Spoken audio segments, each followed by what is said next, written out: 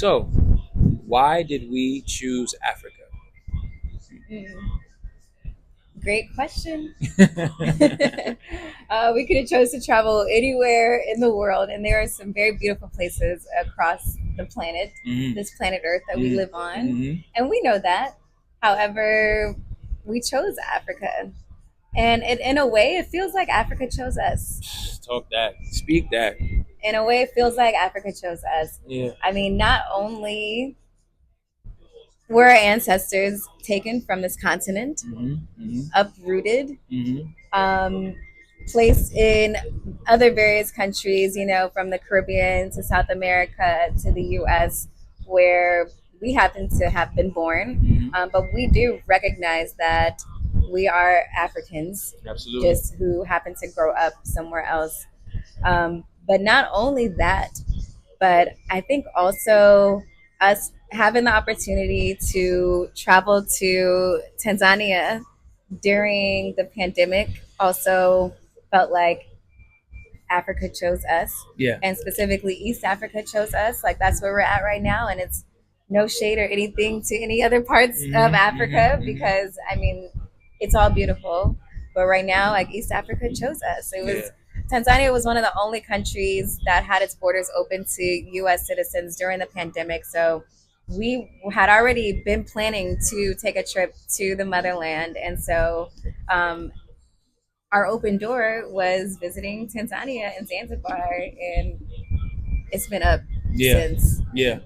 I feel like, and this is the video that we released previous to this, which is letting you know who Black Love is. We didn't let you guys know that we actually got married in Zanzibar um, 3 years ago and change, 3 years and change during the pandemic, which sparked this whole fascination with East Africa, the culture, the language, the food. You know, we speak a little Swahili now, and we'll be letting you guys in a little bit on the journey to now trying to become fluent in Swahili. But yeah, it's been an amazing, I guess, discovery when you start to listen to Africa calling, because Africa is totally a spirit.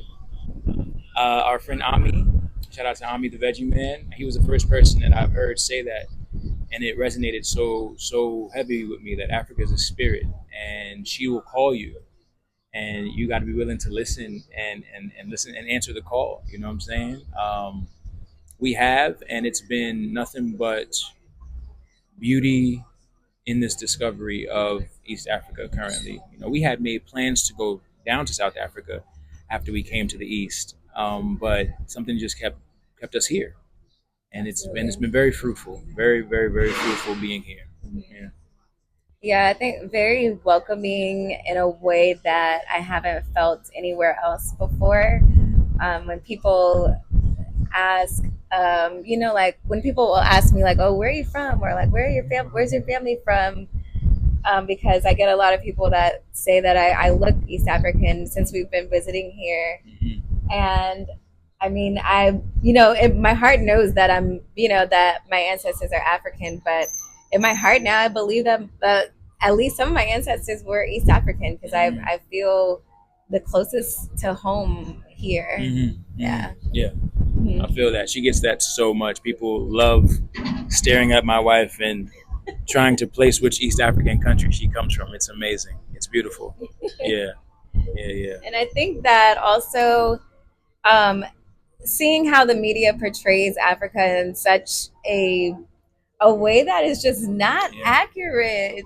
yeah, It it can really enrage us, but also we can be a part of the solution by absolutely. actually going to be on the land, put our feet on the ground, like touch the people, and also be able to show all of you how beautiful and special it is here, Yeah. and how you can live whatever life you want to here, whether you want to live off the grid, whether you want to have big city life, like it's all here. It's all here for you. Whether you want to live your island dreams, like we're doing right now, like it's all here for you. So I mean, there's just nothing that any part of the world has that Africa doesn't have, from the beautiful coastline and the beaches hmm and the islands to all of the animals Mm-hmm. to all of the greenery and Mm-hmm. produce to the Mm-hmm. mountains Mm-hmm. to the snow caps, Mm-hmm. To the minerals. to the oh, To to the the minerals, the healing that just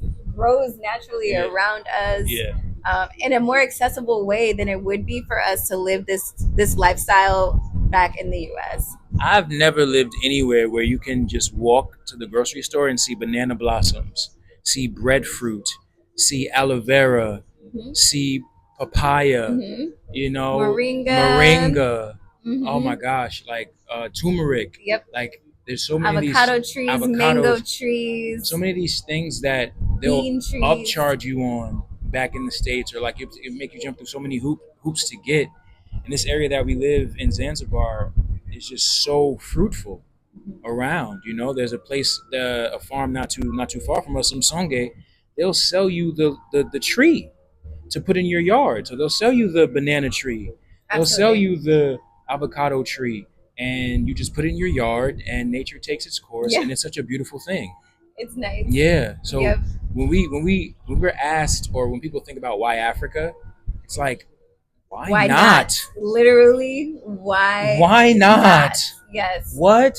And just think about like what has to be someone's agenda to make us think just a certain way about a space of land, which like there's so many ways that they just like don't acknowledge Africa for what it is. Like No. the even just like from the size Yeah. of Africa on a map, it's so much bigger Yeah. than that Yeah. here. But just how it's such a fruitful land, but then like but then you also have to realize or think about the fact that white people know that Yeah. because they're here. And they're buying it up. They're here buying the They're buying land. it up. Mambo. They're buying it up. Yep. And it's not that there's this whole like blame them for it perspective we take. It's more like a proactive perspective we take. It's like a lot of us, we feel like, forgot who we were, due to the transatlantic slave trade, lack of education, resources, Mm-hmm. all of those things. But certain people haven't forgotten who we were. So they see our land and where we come from, and they're there buying it, living their fabulous life, and Mm-hmm. we might be missing out, caring about a lot of things that are to our detriment, as opposed to getting back to where our ancestors came from and taking our rightful place. Like the expat community in Zanzibar doesn't call themselves expats; they call themselves repats, Repats. Yes. because their bloodline started here and they are repatriatizing Coming back. themselves. So yeah, this is Mm-hmm. just a little bit of why Africa had to be first. In our Black Love logo, Africa is at the center, Mm-hmm. because Africa is, in a big picture, at the center of it all.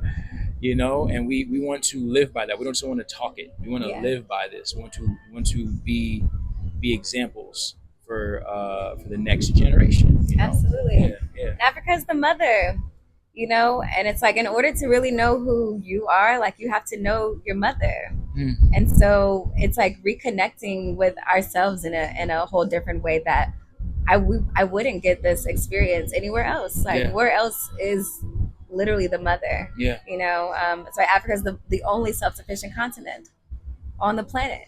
Like they don't need for anything. No, no. People have to come here and colonize in order to like have their thing sustained. So Yep. So why not? yeah, why not?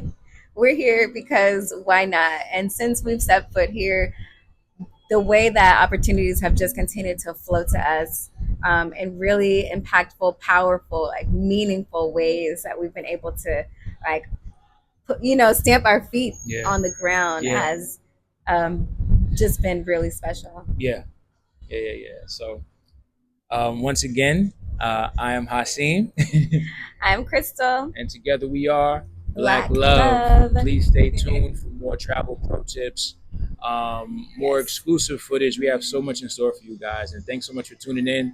And please subscribe. Stay tuned to the journey. See you soon. Peace.